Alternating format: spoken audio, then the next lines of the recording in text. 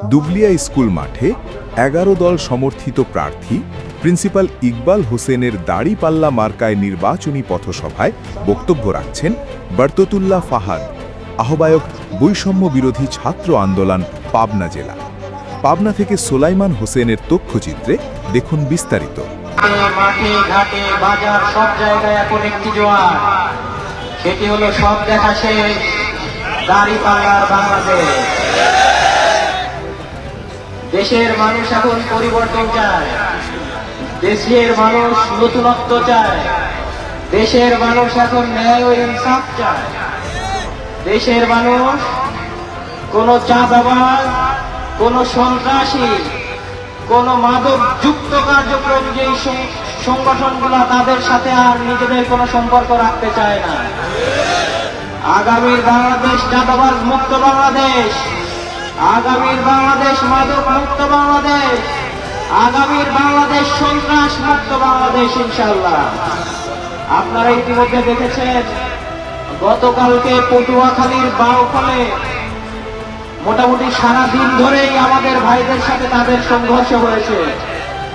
সেই সংঘর্ষে তারা আমাদের এক গর্ভবতী মায়ের পেটের উপরে লাথি মেরেছে। কতটা নির্লজ্জ হলে এই ধরনের কাজ করতে পারে, অথচ তারা এই নারী অধিকারের কথা বলে বাংলাদেশ জামায়াত ইসলামীকে প্রশ্নবিদ্ধ করতে চায়। গত কয়েকদিন আগে দেখেছেন হেমায়েতপুরে, গত পরশুদিন ঘটনা ঘটিয়েছে সুজানগরে।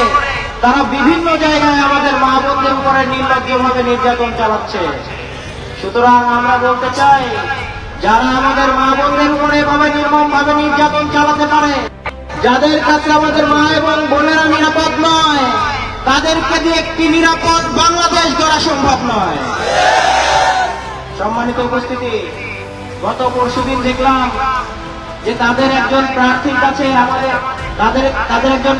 কাছে একজন বাচ্চা হাত মেলাতে গিয়েছিল, সেই বাচ্চাকে ধাক্কা দিয়ে সরিয়ে দিয়েছে। অথচ আমাদের প্রার্থী দেখেছেন যে কোনো বাচ্চা আসলে কোলে তুলে নেয়। বাংলাদেশ জামায়াত ইসলামী ঘোষণা করেছে, বাংলাদেশ জামায়াত ইসলামী যদি ক্ষমতায় আসতে পারে 0 থেকে 5 বছর পর্যন্ত প্রতিটা বাচ্চাকে তারা সরকারি খরচে তাদেরকে চিকিৎসা সেবা প্রদান করবে। আপনারা দেখেছেন গত পরশুদিন তারা হেমায়েতপুরে নির্লজ্জভাবে আমাদের একজন বৃদ্ধ বয়োজ্যেষ্ঠ একজন নেতৃবৃন্দের উপরে তারা আক্রমণ চালিয়েছে, যেই ব্যক্তির বয়স 75 বছরের কাছাকাছি। অথচ বাংলাদেশ জামায়াত ইসলামী ঘোষণা করেছে, বাংলাদেশ জামায়াত ইসলামী যদি ক্ষমতায় আসতে পারে 60 বছরের উপর থেকে প্রতিটা বৃদ্ধ মৃত্যুর আগ পর্যন্ত সকল চিকিৎসা সেবা, সকল কিছুর স্বাস্থ্য সেবা ফ্রি করে দেবে। চ্যানেল 26 বাংলা।